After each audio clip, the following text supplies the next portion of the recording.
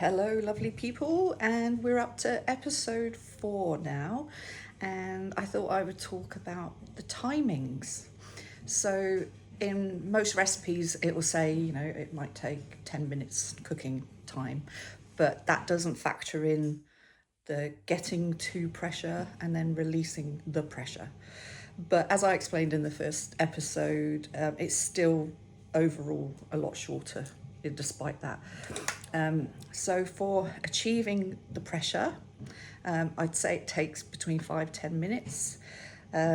So what you do, you've got to first of all make sure that this is at least half full of water, okay?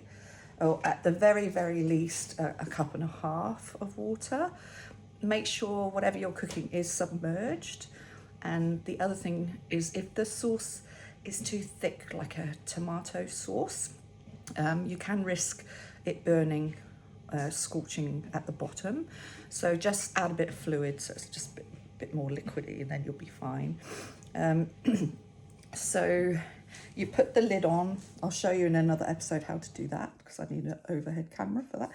But and then I've got a stove top, but of course you can do that on electric as well.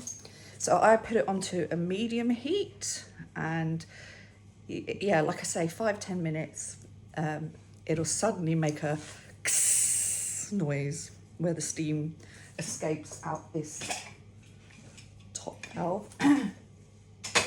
And you're aiming for around 4 of those a minute.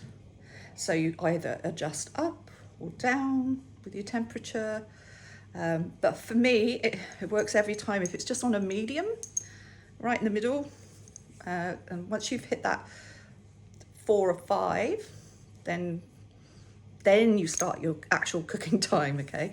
So get yourself a timer or watch, whatever, and then just say count down 10 minutes or whatever it is, and then you've got to depressurize. So there are different methods. There's 3 that I know of. So there's the natural release, there's the quick release, and the hot water release, which I've never personally done. Sorry, I meant to say cold water release, not hot water, where you literally pour cold water on top of your pan in the sink to have it cool down. But I just don't, that doesn't really appeal to me. So natural release and quick release.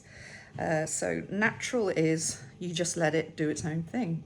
So you just say you finished your cooking, you just turn it off, and it will gradually stop hissing until there's no noise. And then, yeah, it just becomes very quiet. And then you just check by getting a fork or something and lifting up this valve. And if no steam comes out, then it's good to go. You can take the lid off, all done. So